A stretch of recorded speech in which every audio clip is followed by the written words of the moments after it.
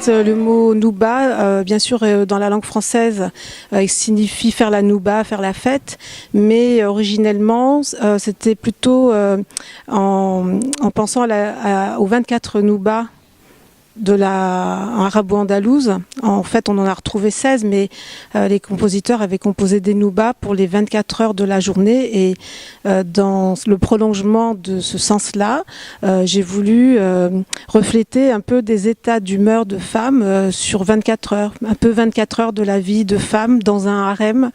Harem étant compris comme le lieu des femmes, l'endroit où elles sont. Et c'était aussi inspiré par des longues vacances passées en Algérie, puisque je suis d'origine algérienne.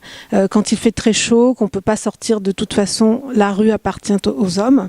Donc on passe presque toute une semaine, on peut rester une semaine sans sortir, sauf si on doit aller au hammam, au marché. Donc on passait beaucoup de temps dans un lieu fermé. Et moi j'ai voulu faire un spectacle où les femmes sont comme en huis clos et intérieurement il se passe plein de choses, aussi bien dans leur intériorité que dans l'espace dans lequel elles sont enfermées entre guillemets.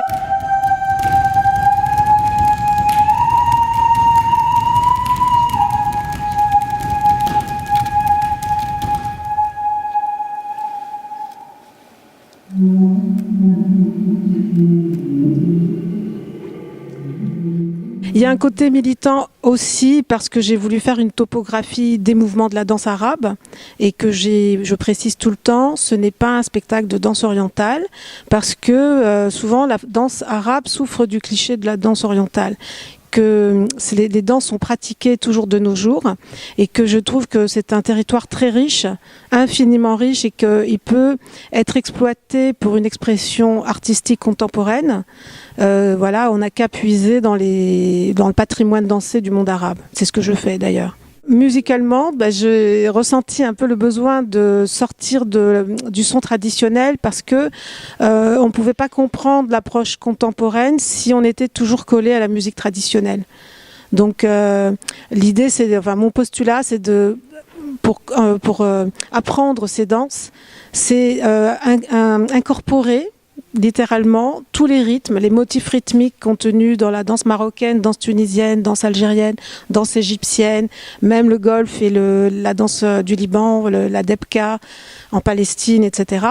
Et avec ce répertoire-là, créer un langage contemporain pour exprimer ce que l'on veut. Enfin, moi, ce qui m'intéresse particulièrement, c'est le féminin. C'est comment la femme a dû prendre son espace de liberté à l'intérieur d'elle-même parce qu'elle était enfermée.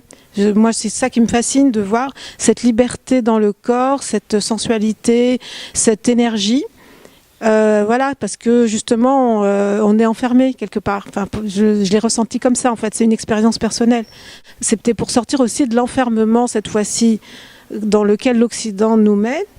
Je le ressens comme ça. Voilà, l'orientalisme nous fait pas du bien. En fait, on a besoin d'avoir une place. Donc, du coup, c'est aussi prendre une place sur le territoire de la danse en disant oui, ce répertoire a valeur artistique parce qu'il n'est pas limité à une femme offerte et lascive sur des musiques préfabriquées.